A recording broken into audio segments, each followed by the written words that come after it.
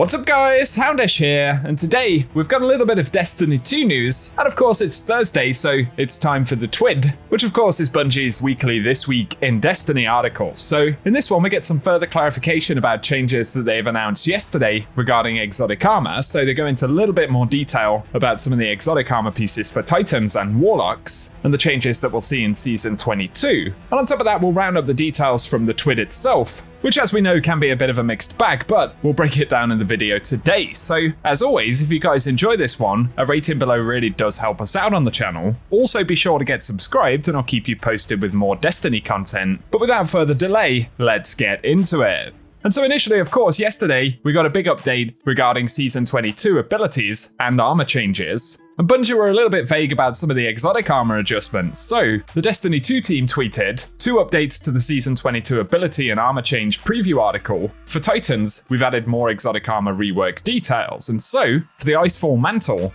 they've now specified that it grants an escalating bonus to stasis weapon damage when getting rapid stasis kills, and when you activate your class ability, you immediately gain the highest tier bonus. So that sounds decent, but additionally, for Doomfang Pauldrons, they say it grants an escalating bonus to void weapon damage when getting rapid void kills, and when you get a void melee kill, you immediately gain the highest tier bonus. So they're simplifying a bunch of these exotics and they work in fairly similar ways. Also for Path of Burning Steps, getting a solar grenade kill now grants the highest tier solar weapon damage bonus. And finally for Eternal Warrior, they say since the exotic only grants its highest tier damage bonus automatically when your super ends, which is a rarer occurrence, the duration of the arc weapon damage bonus when your Fist of Havoc super ends has been extended to 30 seconds, up from 10 seconds right now. So those sound like decent reworks and it's good to get some extra clarification. Also for Warlocks though, they added a note here, and for Astrocyte Verse, they say we've added 2 more pieces of functionality to the exotic. Enemies near you when you blink become volatile, but additionally, when you're using the Nova Warp Super, the Dark Blink ability no longer consumes super energy. And I do think that sounds like a potentially pretty interesting change for Astrocyte Verse. And overall, just a couple of updates there on the wording that they used yesterday when they previewed those changes. So good to get more clarification and give us your thoughts on those down below. Additionally though, today Bungie provided some information about the future of Commander Zavala's character in Destiny 2. We did make a separate video about that, but very briefly, they've said Zavala has been central to the storytelling since the original Destiny, and they do have plans to continue his journey. And they revealed that Keith David, who's quite a well-known actor, will be taking on the role of Commander Zavala in the future. And of course, Keith David was also the voice actor for the Arbiter in Halo 2 and 3, so he's certainly an actor that lots of folks know about, especially Bungie fans.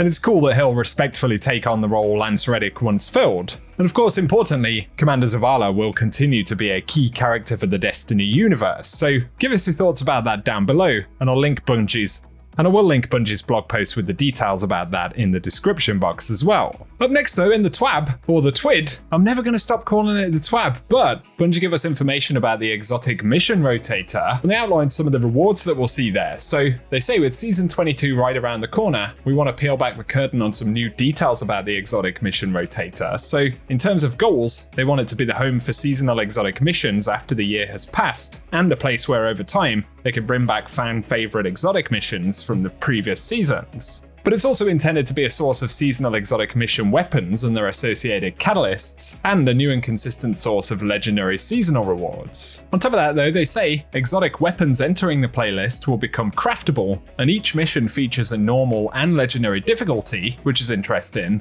with a pool of legacy seasonal rewards, including armor and craftable weapons that have thematic overlap with the associated mission. And then each mission features the same reward behavior, with mission dialogue and narrative moving forward after each activity completion, and reset after all dialogue sets have been played, although they say legacy triumphs cannot be progressed inside of them. Next though, they have a list of exotic missions and associated rewards that are available starting in Season 22, and these missions will rotate weekly and continue throughout the Lightfall year and beyond. Plus, they'll be adding exotic missions that launched during Lightfall seasons into the rotation with the final shape, and we can expect more additions to follow. In terms of rewards though, for Presage, they say the exotic weapon Deadman's Tail is now craftable with a new trait pool, so that's pretty interesting. On top of that though, armor and weapons will be featured from Season of the Chosen, so we'll have seasonal weapons like Nezaric's Whisper, Bump in the Night, Tears of Contrition, Hollow Denial, Fire Fright, and Without Remorse. as well as the opulent weapons Ostringer, Drang Barak, Beloved, the Callus Mini-Tool, and it'll feature the Eidolon Pursuant armor set, but it will require ownership of Beyond Light or Season of the Chosen in order to get those rewards. But importantly, it's going to be a good way to kind of go after and target some of those specific weapons without relying on vendors now that they're not featured in any other activities. And of course, many of these are craftable weapons, so that's pretty cool in itself. For Vox Obscura though, they say the exotic weapon Dead Messenger, now craftable with an additional trait. Plus there'll be armor and weapons from Season of the Risen, so we'll get seasonal weapons Explosive Personality, Recurrent Impact, Under Your Skin, Sweet Sorrow, Thoughtless, and Peace of Mind, as well as the Tusked Allegiance armor set, and predictably that will require ownership of the Witch Queen or Season of the Risen. But finally, for Operation Seraph Shield, it'll feature exotic weapon Revision 0, which remains craftable, and they don't talk about any additional updates to that, so it's probably going to essentially be the same weapon. But it will feature additional things from Season of the Seraph, so weapons will get Fire and Forget, Tripwire Canary, Disparity, Path of Least Resistance, Judgment of Kelgarath, and the Retrofit Escapade, so a few juicy ones there. But it will include the Ikelos weapons as well, the hand cannon, shotgun, sniper, SMG, and the Warmind's Avatar armor set, requiring ownership of Witch Queen or Season of the Seraph.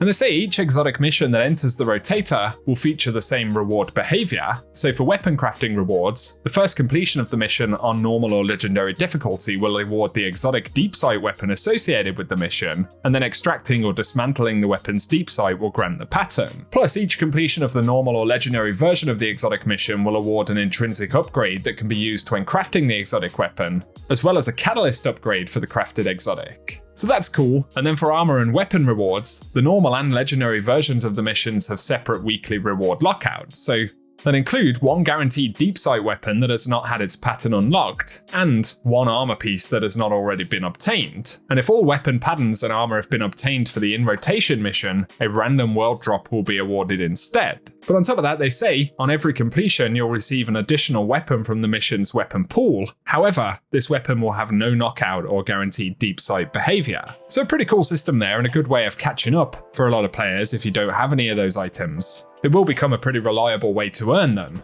But they say alongside the mission rewards, there'll be a weekly challenge, and the weekly challenge has the same armor and weapon pool as the exotic mission that's in rotation.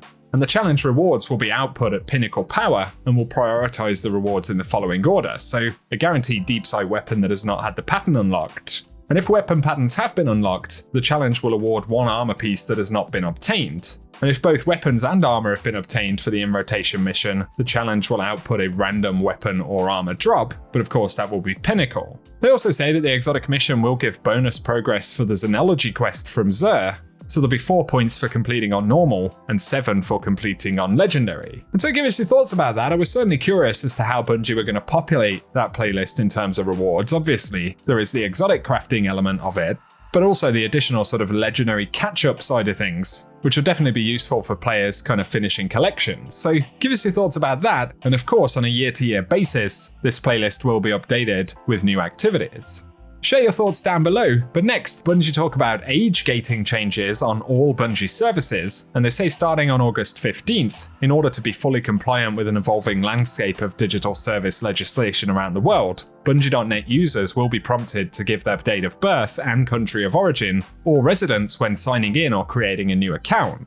All active sessions will expire on this date, including to the Destiny 2 companion app and third-party sites. So players will need to sign in again and enter their birth date and country of origin in order to use the services. So just something to keep in mind right there. That'll be happening next Tuesday.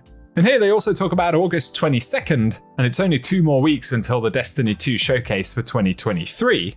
While you're learning about what you need to know in order to follow the witness into the portal, we're preparing the last showcase in the Light and Darkness saga. So it's August 22nd at 9 AM Pacific time, with a pre-show starting at 8 AM Pacific, and they'll be streaming that on Twitch, YouTube, TikTok, and Bilibili. They also say for global players there'll be several available channels that will be localized to watch the showcase reveal stream, with localized subtitles available in the following languages, so they'll have French, German, Italian, Spanish, Brazilian Portuguese, simplified Chinese, Japanese, and Korean subtitles. And of course, it's going to be a very big day, an important moment for the franchise in general, I would say, so I'm certainly looking forward to it, and we'll probably also stream that right here on the channel. Then of course Season 22 will kick off pretty much immediately following that. So let us know what you're thinking down below. But finally here they say good news for all PS Plus Extra and Premium subscribers, and Witch Queen will be joining the August PlayStation Plus game catalog for 6 months. So